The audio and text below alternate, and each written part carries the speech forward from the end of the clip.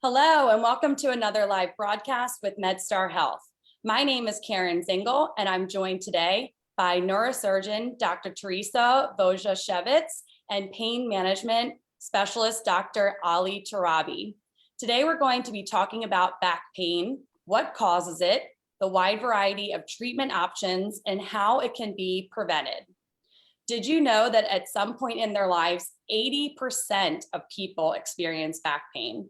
Have you wondered what's causing your back pain and what you can do to get relief and move more comfortably? Then stick around, share this broadcast with your friends, and please ask your question for our experts in the comments below. Dr. Wojtasiewicz and Dr. Tarabi, welcome and thank you for joining us. Before we begin our discussion, will you tell our viewers a little bit about yourself and your specialty? Dr. Wojtasiewicz, why don't we start with you? Hi, yeah, I'm Teresa. I'm Dr. Wojtasiewicz. I'm one of the neurosurgeons here at MedStar. I'm Teresa Wojtasiewicz. I'm one of the neurosurgeons here at MedStar. And so neurosurgery is a specialty of every nerve, so brain, spine, nerves of the hands and the feet. And my specialty is the brain and spine. So the spine is one of the very many potential causes of lower back pain for patients. And I offer a variety of procedures to treat patients with back pain, in addition to a multiple of other conditions. Thank you. Dr. Tarabi? Yeah, I'm Ali Turabi. I'm a pain management specialist. So there's a surgical approach to dealing with pain, and there's an interventional or non-surgical approach to dealing with pain as well. So I specialize in the non-surgical approach, dealing with pain through either injections, interventions, different medications, or different types of therapy. Thank you very much.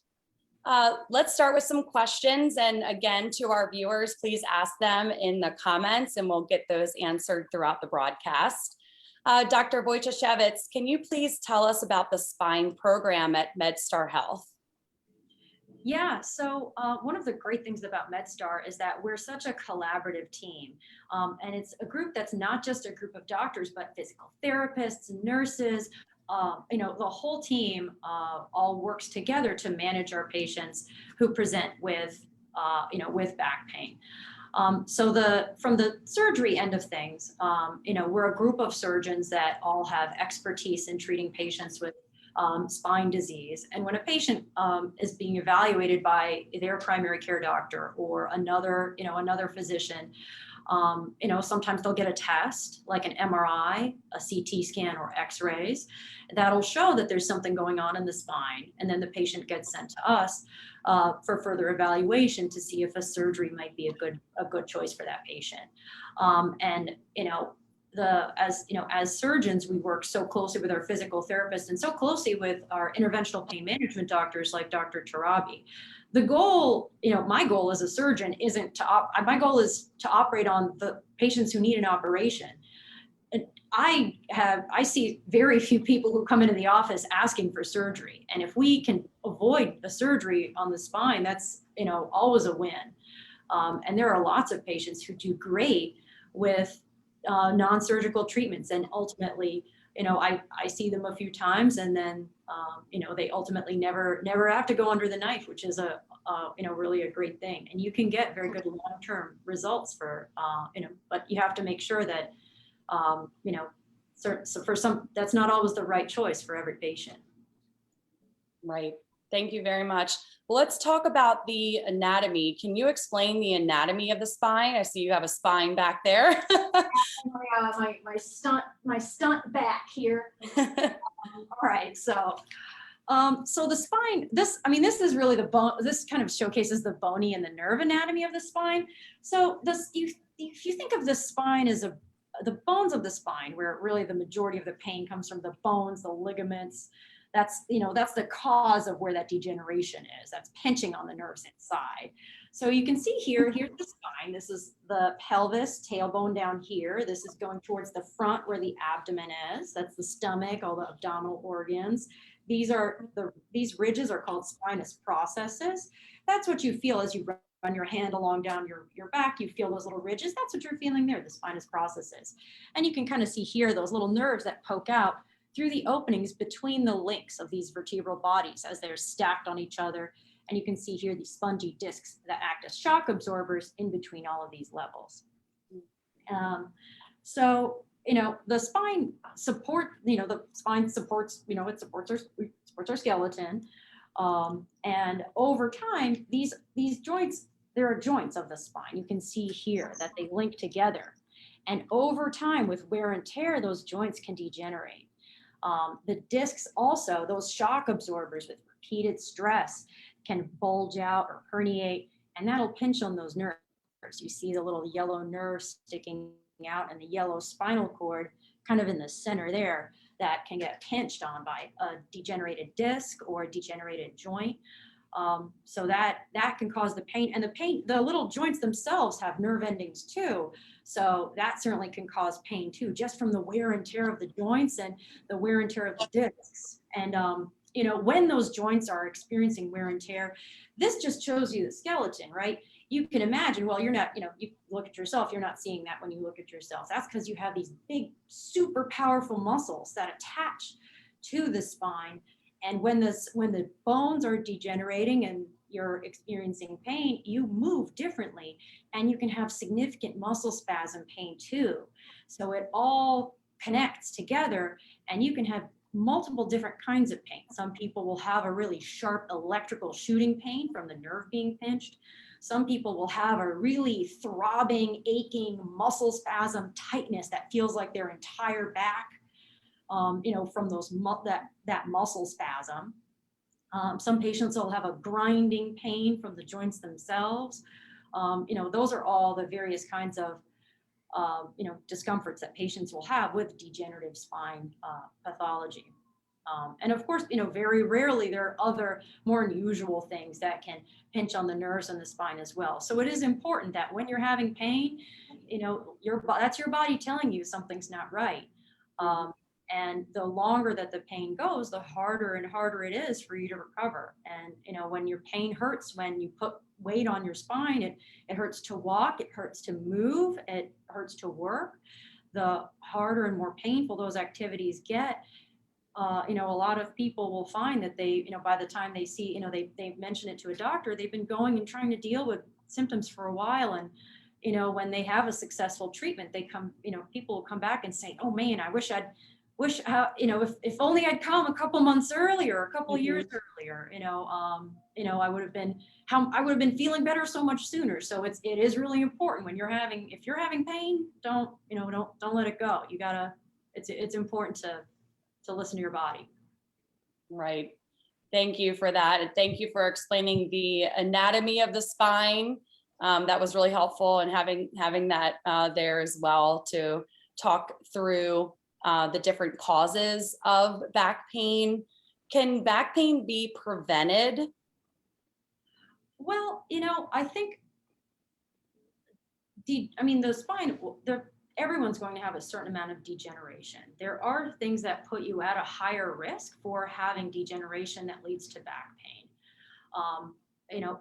A lot of heavy lifting. So people who do a lot of have jobs that are very physical, involve a lot of heavy lifting, do typically have degeneration a little earlier in their lives and at a more frequent rate. If you have a lot of trauma or have been in people who have been in multiple car accidents, that tends to also result in, pain for a prolonged period of time. I think the best way to prevent back pain is just to maintain overall good medical health. The more weight that's on the spine, the higher the risk of degeneration. So losing weight certainly helps, but it's such a challenge for us to say that to people because, if you're in pain and it hurts to walk, it's really tough to get that weight off. So it's important to, keep yourself in a good, keep your weight in a good range to maintain healthy physical activity without, and I think we now know there's certain ways that people can be physically active, including those physically active jobs, without putting themselves at as high a risk. The healthy back exercises and that people are a little bit more aware of now, and making sure that when you're lifting an object that's heavy enough, you have help, you're not, putting as much, as little pressure on the joints and as much, to lift things as best as possible. I think we didn't know as much about that, many decades ago. So I think workplaces are adopting better and safer ways, safer methods for their workers. So it's hopefully in the future we'll, be seeing a little bit less of this. But I think there's always going to be some back pain.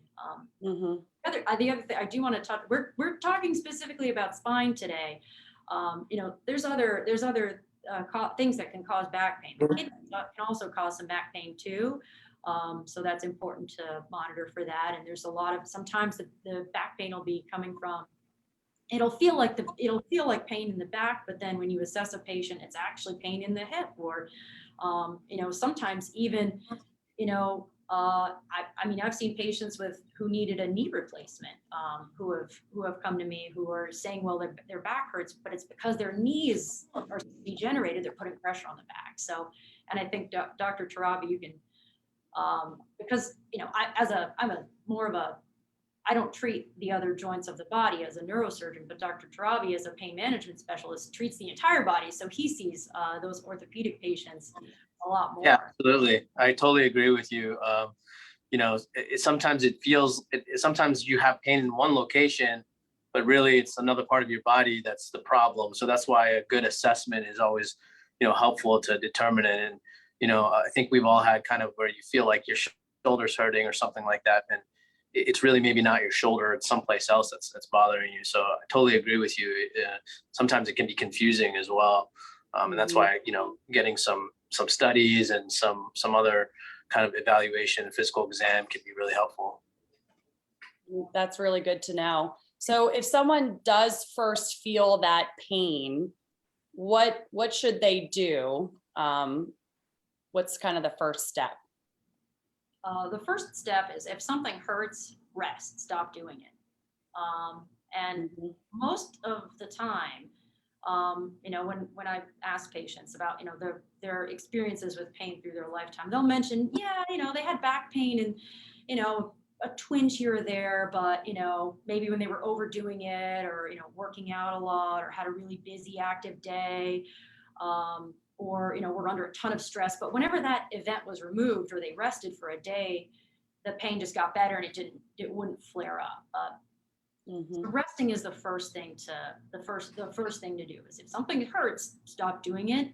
It's when the pain persists that, it's a good idea to mention to your primary care doctor, hey, something's not quite right.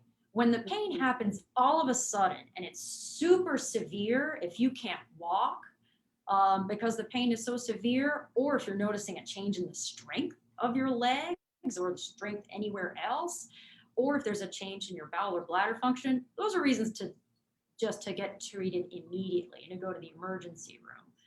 Fortunately, most people don't end up in that situation, but it is important that those are the kind of red flag symptoms that'll have someone be seen in the emergency room.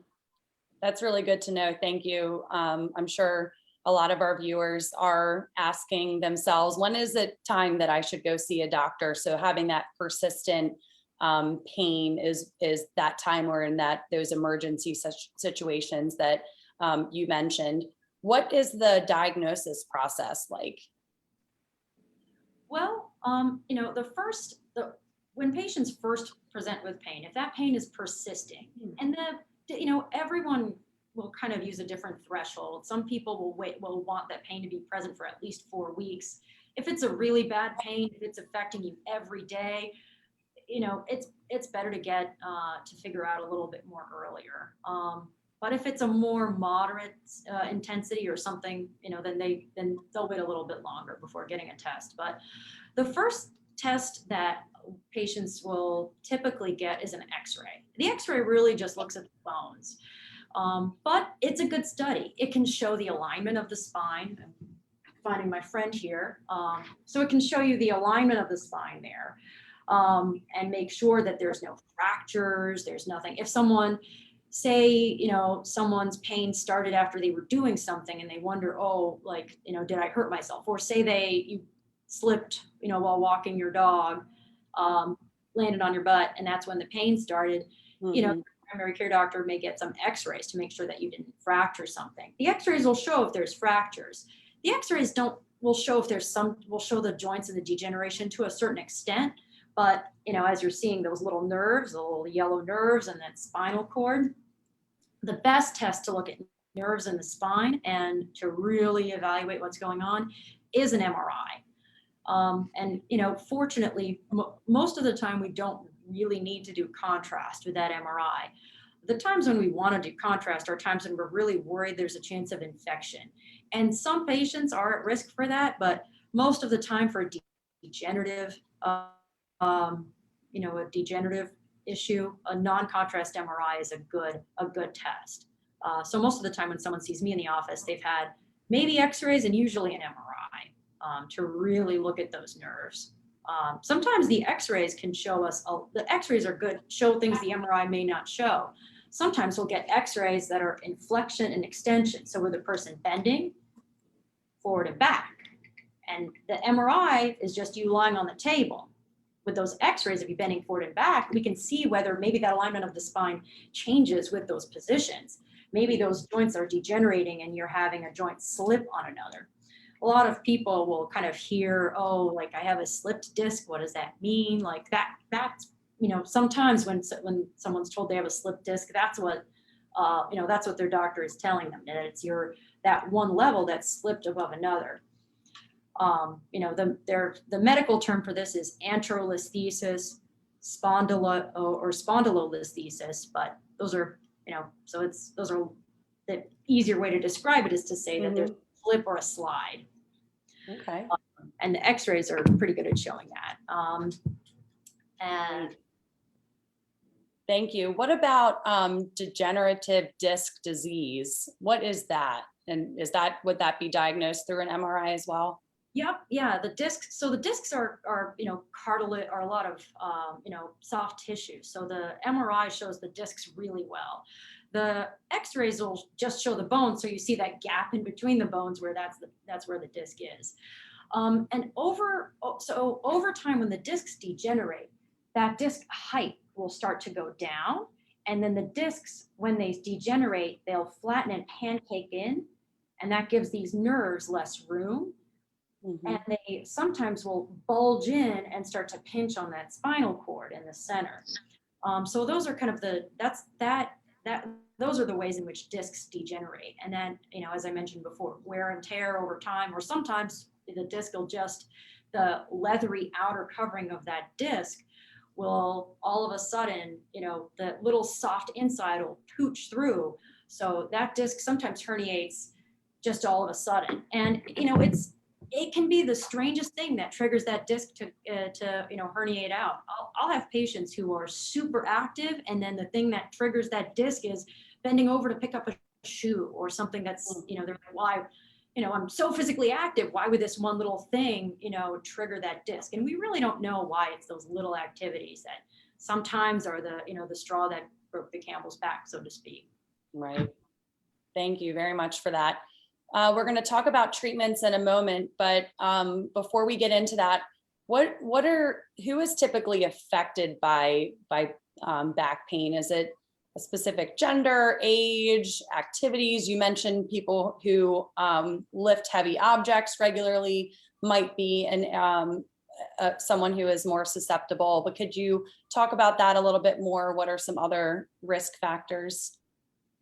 I think back pain really affects predominantly the patients that we predominantly see for back pain are adults, and they're typically older adults, but it affects everyone throughout the lifespan, really. I see patients in their 20s and 30s who have been struggling with back pain for already, many years. Physical, a lot of, heavy labor activity does tend to put people at a higher risk. As I mentioned, being overweight can put you at risk as well. But those are the big risk factors. Okay. There's a certain amount of heredity too. A lot of patients will find that, then when they come in, they say, man, everyone in their family somehow has needed a spine surgery. So sometimes it runs in families to an extent, but it really is it's degenerative. Typically, patients with back pain are coming in with degenerative spine disease. So it's something that is a progresses over time. So with age, that spine and wear and tear, that spine starts to get, starts to produce pain. So it's typically just the more wear and tear that you're putting on your spine, especially activities that aren't, where the stress isn't, in the most biomechanically, stable way. Those are the kinds of things that typically trigger pain, but really anyone can be affected by back pain. That's why, as you mentioned, 80% of people have back pain at some point, Mm-hmm.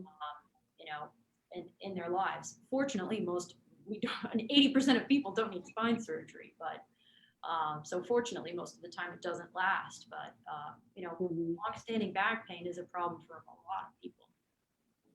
Thank you very much for that. That's a great segue into our treatment options discussion. For those of you who are just joining us on our live broadcast, thank you for watching. We are discussing back pain today, and we talked about who is affected, the causes of that, and also went through the anatomy of the spine. Now we're going to talk about treatment options. And if you have any questions for our experts, please post them in the comments. Dr. Turabi, could you talk about the treatment options that are available? What are they, and what are the benefits and limitations of some of those treatment options that we offer? Yeah, so typically I tell the patients there's basically 5 things that we have in our toolbox for treating back pain. So one is medications. We try to use non-opioid or non-addictive medications as much as possible. And then, there's always side effect limiting profiles to those medications. Some medications make you sleepy, constipated, things like that. So we have to select the right medication for each person. The next thing is kind of alternative treatment options, things like acupuncture, chiropractor. For the most part, they can be helpful. Certain limitations as far as insurance coverage. Those things, I think acupuncture is great for people who have muscle pain, but unfortunately, a lot of times insurance doesn't cover it, so you have to pay kind of out of your pocket. But that works well for some people, and I've seen people do well with that. The third thing is surgery. Obviously, if they have a need for surgery, then we would send them to Dr. Wojtasiewicz, and she would take care of them and fix them up, and that can be an option as well. And then physical therapy is kind of a core thing that we always send people for. Physical therapy is really going to be important for the long-term outcome and improvement of people that have pain. And medications and some of these things will get you only so far, but the physical therapy is going to improve your long-term outcome. So we always kind of refer people for physical therapy, almost everybody. And then there's interventions or injections is another term for it. So there's lots of different interventions, which we focus on here in my clinic, which is an interventional clinic. So going kind of through some of the interventions, it really depends on what your problem is. So Dr. Wojtasiewicz did mention kind of the degeneration of your joints. So if you have some joints that are degenerated here, I got the same here. I got the same guy here. I need one. I don't have one. We'll get you one. Don't worry. So, if you've got these joints that are degenerated, you can have degeneration of these joints kind of anywhere throughout your spine, the neck here at the base of the skull. You can have it in your thoracic spine in the back. But the most common place we often see it is the lumbar area, the low back here at the lowest levels. And that's because your body is taking the brunt of the weight and putting it on the shoulders of these joints here. These are taking the biggest amount of weight, and they are the fastest to degenerate usually. Again, you can have it in other places in your neck and upper spine, but usually we see it here. So for that, if you're somebody there's not really a good surgical option for you, then we can do something called a rhizotomy or an ablation, where basically through needles, I would place a needle near the joint and essentially burn the nerve and sever the communication between that joint and your brain, so that you no longer feel that joint. The joint still has the arthritis, but if you don't feel that joint anymore, then you can potentially get back to your activities. You can potentially lose some weight, participate in physical therapy a little bit better, and potentially have a better long-term outcome with that, because you're no longer having that back pain that gives you that window of opportunity to get a little bit healthier. So that's one option. There's lots of different options. If you've got some inflammation around your nerve root, you can have something called an epidural steroid injection. It's this injection of steroid right around the nerve root or right around the spine in the epidural space. Just like any other joint injection, which people commonly have, a knee joint injection, the steroid would decrease the inflammation and it kind of bathes the area in steroid and calms things down, and they can have a potential benefit from that. So those are two kind of injection options that we have. We have a couple other options, but those are kind of the basic things that we would start with to see if they would help. Thank you very much. That's very interesting. Would a patient need to try different types of treatments? If they did, why would that occur? If you mentioned multiple treatment options, would a patient go through different types throughout their process? Yeah. So, Dr. Wojtasiewicz touched on it a little bit, because, the spine is pretty complicated. So you may not have pain in just one area of your spine. It may be related to multiple issues: the muscles, the joints, the nerves, the disc. So, we could potentially treat one area, but you have damage, or you have damage or arthritis at a different level, then we would need to go after that level, right? So, because nothing usually happens in a vacuum, where only one small part of your body is getting damaged. Your whole body, as we age, is gonna degenerate, unfortunately, and so we have to potentially treat several different areas. Thank you. In terms of the recovery from those different treatment options, does it vary depending on the treatment? What would patients expect in terms of recovery from those treatment options that you mentioned? Yeah, so the nice thing about the interventional options is they're not invasive. It's not a surgery, so you go home with a Band-Aid. Most procedures take less than an hour, so it's always an outpatient procedure. You come in, you fill out some paperwork. We have the procedure, which takes probably 30 to 40 minutes, depending on which procedure it is. And then you go home that very same morning or very same day when you came in. And then for the most part, the recovery is really kind of minimal. You have some soreness from the injection site. And then, usually after a couple of days, that soreness goes away. Thank you. Dr. Wojtasiewicz, when would surgery be necessary for a patient? Yeah, so there's kind of two times where we really have to start thinking about surgery. One is if the disease if that nerve is really, really pinched, if that spinal cord is really, really pinched, then you need to physically relieve that pressure in order to allow that person to get better. Those are circumstances where we move forward with surgery as sometimes the first option. When someone has pain that's very severe and disease that looks on their MRI or their x-rays very severe, and we have to move forward with surgery very quickly to prevent the problem from getting worse. The other, and fortunately the more common circumstance, is when patients have a slightly lower degree of pathology or disease, and it ends up being that they've tried resting, the resting didn't help. They tried medicine, it helped a little, and then it stopped working quite so well. And then they potentially try some physical therapy, but the physical therapy it's the pain just gets worse when you try and walk. It gets worse when you try and work with therapy. The therapy's not getting you much. You try an interventional pain treatment, as Dr. Turabi highlighted, and fortunately for most patients, those conservative measures are enough to get them good relief. But it's when those pain treatments aren't there, maybe they worked in the past, but then, maybe, you had a steroid injection that gave you great relief. It lasted a couple of years. Then you had, the pain came back. You had another injection. Maybe that one lasted only, only a couple of months. Maybe you tried another injection, and then that injection maybe lasted only a couple of days.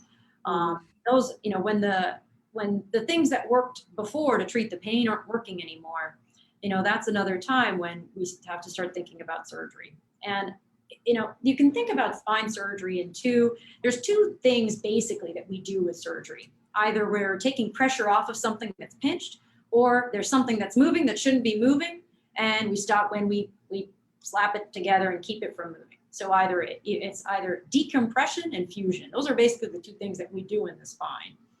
And decompression is most decompression procedures involve removing a certain amount of bone so that you relieve that pressure on that spinal cord or the nerves, depending on what's being compressed. If it's one fragment of disc that's just pinching on one nerve, we can just shave a little bit of bone and take that one little piece of disc off, and that's enough to treat that problem. If it's multiple joints that have become arthritic, and when the joint develops arthritis, it starts getting really puffy. Like if you've ever seen someone who has arthritis in their hands or their knees, those joints start getting kind of puffy. The joints in the spine get puffy too when they're degenerated, and that can pinch on the nerves and cause pain. So sometimes we need to shave off those joints. Now, if you take away a joint, that's something that's, then you need to put in metal and do a fusion so that spine doesn't start moving in a way that would cause pressure on the spinal cord or the nerves. So that kind of touches into that segues into where we need to do a fusion. So the fusion is where if something's moving and it shouldn't be moving, so we fuse it together with metal.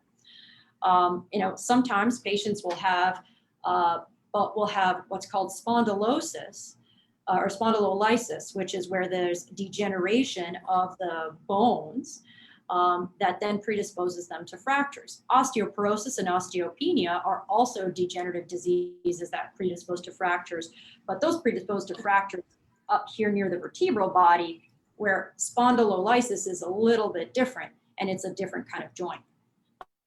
And sometimes just as the joints degenerate over time, as I mentioned before, there'll be that slip forward. So if we get x-rays and we see that joint slides when that patient bends forward and back, then a lot of that can cause a lot of pain. And that pain typically is a pain that gets worse when you're moving, because that's when that joint is kind of coming in and out of place. So we need to fuse that area to prevent that abnormal movement and to treat the pain. Most of the time when we're doing a fusion, because those joints have become so degenerated that we need to take out that normal anatomy in order to relieve that pressure on the nerves and the spine. And your spine has a very important job to do. And if we're taking away those parts, we need to put something else in that's going to hold that weight.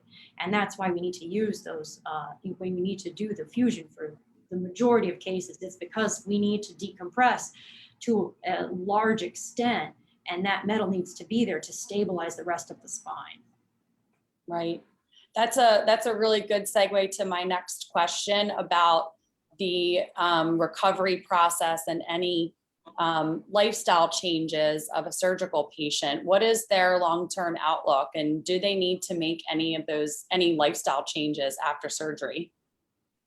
So surgery is surgery is a longer recovery than the pain treatments that Dr. Turabi offers. And so I tell patients that a full recovery for a spinal fusion is up to a year. And that's the full recovery, to where your body has really gotten that full benefit of surgery. Decompression, because it's not as extensive, fortunately, is a little bit of a shorter recovery. So typically what that looks, if you've just had a discectomy or a laminectomy, where we remove that bone from the back, and you have not needed to have a fusion because fortunately your disease was just at 1 or 2 levels, you stay in the hospital sometimes for a discectomy. A patient can go home the same day. For a laminectomy, sometimes they go home that next day. But we watch everyone in the hospital. We watch everyone, and you go home when your pain is well controlled enough, and you feel safe and stable at home. If you've been in pretty bad shape and you've been having a lot of trouble getting around before surgery, sometimes you need a little bit of help after surgery through physical therapy and sometimes inpatient rehabilitation for that super intense physical therapy that they can do with you multiple times throughout the day so that you can really get that maximum recovery. But typically at the first, my first post-op visit with my patients is about 2 weeks after surgery. And at that point, the incisional discomfort, which as I mentioned, those muscles in the back are super potent, and the incisional pain, when we have to cut through those muscles, it takes a while to really fully get back. Some people have almost no incisional pain. That's not as common. Most people will have a moderate amount of incisional pain, and then bit by bit, every day, it gets better and better and better. About 2 weeks after surgery, people typically find that they're still needing some prescription strength pain medicine, but they've dialed it back quite a bit. Or if someone was taking a lot of prescription strength pain medicine for many years, they're now back almost at their home regimen, their usual dose of pain medicine. But they're not fully, they haven't had the full benefit yet. If you've been having a ton of pain shooting down your leg, or what we call radicular pain, you'll typically notice that pain sometimes immediately after surgery, but by that 2-week point, you're starting to notice that nerve is starting to feel a little better. And there may be things that some days may be better than others, but overall the trajectory is you're feeling better and better. About 4 to 6 weeks after surgery, at that point, you're really starting to notice a lot more of the benefit. You're starting to notice that you're walking a little, you're walking better, you're able to be a little more active, but you've just had surgery, so you're not fully at that point that your spine is healed enough that it can support a full weight of your regular activities. You're walking, you're getting more independent, but there are still some things we like you to avoid while your spine is healing. And those are the BLT, no bending, no twisting, no lifting over 15 pounds. So those are the BLT restrictions that we kind of talk about for spine surgery. And, the bending and twisting is because if your spine has just had, especially after a fusion, that metal in your bone needs to heal before it can do a lot of those rotation activities. If you haven't had a fusion, those bones still need to heal a little bit before you're going to be able to do those things. But if you haven't had a fusion, you're able to bend and twist a little bit sooner. After fusion, I like those patients to do the BLT for about 2 months. Without a fusion, it's a little shorter. Every patient's a little different, kind of depends on what kind of activity they're wanting to do, but it can be as early as about 3 to 4 weeks after surgery. But again, it's that's a little bit more of an individual discussion.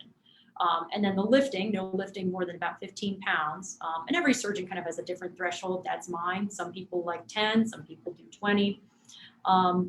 We gradually allow you to lift a little bit more weight bit by bit. If you, for your job or for other activities, need to lift a ton of heavy stuff, things that are over 50, 60, 70, 100 pounds on a regular basis, we have to I work with my patients, again, very individually to transition them back into those activities. And physical therapy is really critical for that recovery. Some patients do their own activities, and not every single patient needs physical therapy, but a lot of patients really benefit from it. Just as physical therapy helps a ton with some of that muscle pain and muscle stiffness that people will have before surgery, or people will have that gets better with physical therapy. After surgery, you have a ton of muscle pain, and physical therapy can help with that post-operative muscle pain, just as it helped. A lot of patients found it gave them some relief before surgery too. Thank you So very much.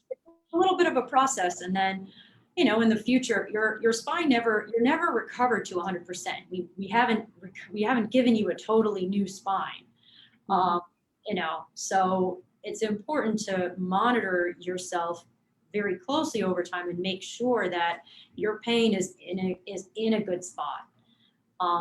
And there are a couple, sometimes you get a home run where a patient after surgery has zero pain ever, but it's more common, especially if someone's had multiple levels of degeneration.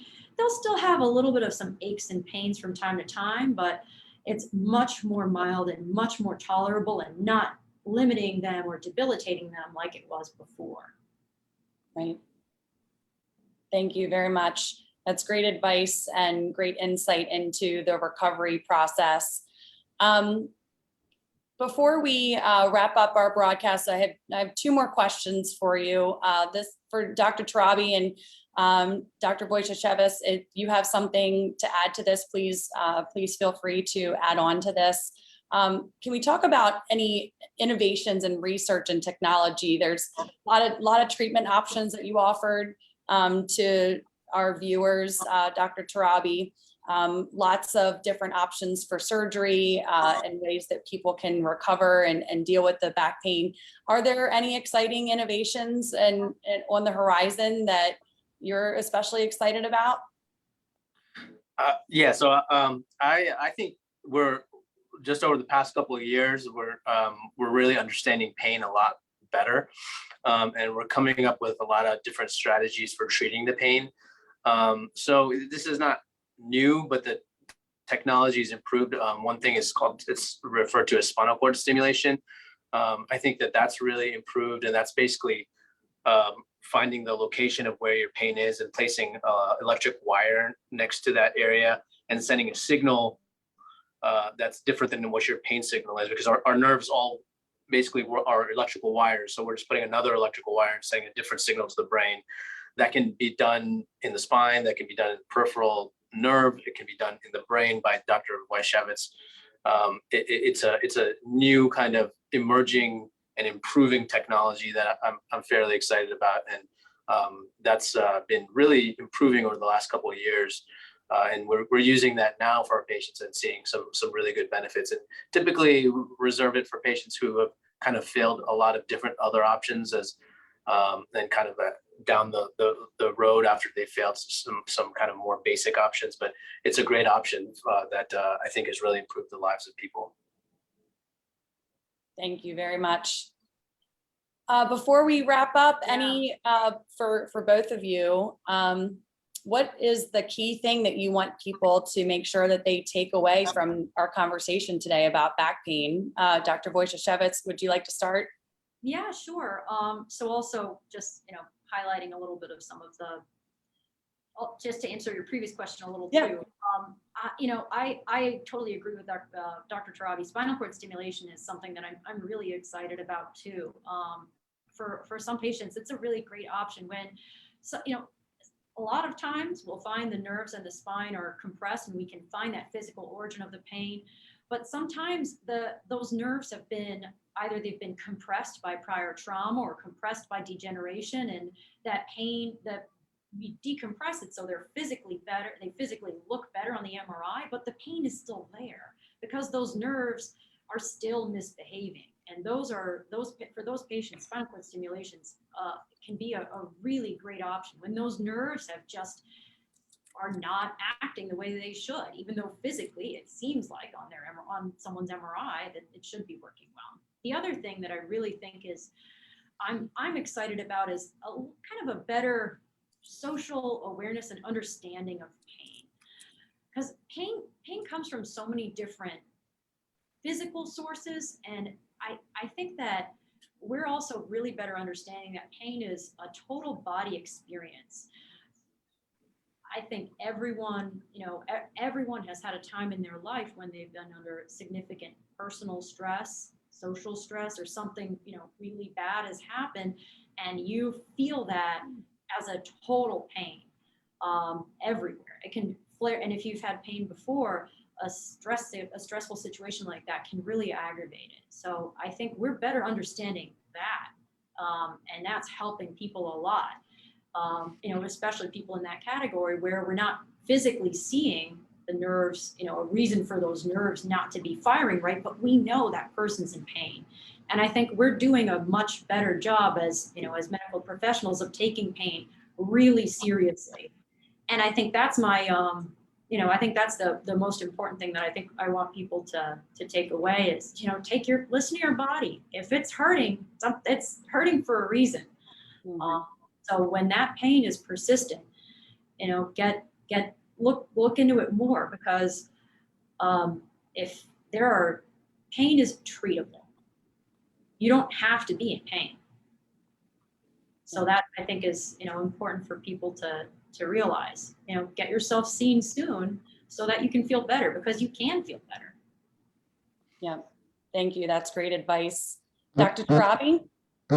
Yeah, just to piggyback off of that, I think we have a lot more options of what to do, of treating pain than we even did 10 years ago. It's amazing of when I first started training and how things have really changed just for treating pain.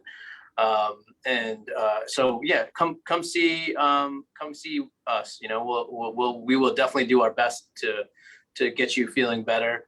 I think we have a really great team, like she mentioned in the beginning. The harder a neurosurgeon's name is to say, the better neurosurgeon they are. Dr. Wojtasiewicz is fantastic. And come, we're available. We love to see patients. We love to try to help people as best as we can. And I think, both of us, I think, have discussed this, and that's kind of our life's goal, is to generally just help people. And that's what we do it for, really, to see people kind of get back to what their livelihood is and their life, and enjoy their life, right? Because otherwise, what's the point? We want you to enjoy your life, and we have great options for you. Yeah. I get so much satisfaction out of, coming in and seeing someone in follow-up that's done just great after surgery and is back to their life. I get a lot of satisfaction from, is the physical surgery too. It's so nice to know that you're helping someone. And I get a lot of satisfaction too out of, really carefully evaluating a patient and saying, hey, you don't need surgery.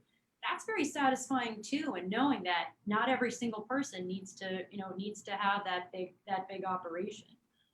That's also absolutely. And, this is a whole separate topic I just to mention to people, if you hear the idea of pain management and start getting really scared about the idea of opiates. And a lot of my patients, when I mention that, I'm going to send them to Dr. Tarabi, or, I say, you're going to see an interventional pain management specialist, they get really scared because they don't want to be on narcotics. And that's not our goal. That's not Dr. Tarabi's goal, is to just have you on pain pills. The goal is to get you feeling better. For some patients, that means narcotics. For many patients, it doesn't. So it's important for those people, because I'm sure there are people there at home really worrying and thinking, oh man, I don't want to see someone to get narcotics. That's only one part of the big picture.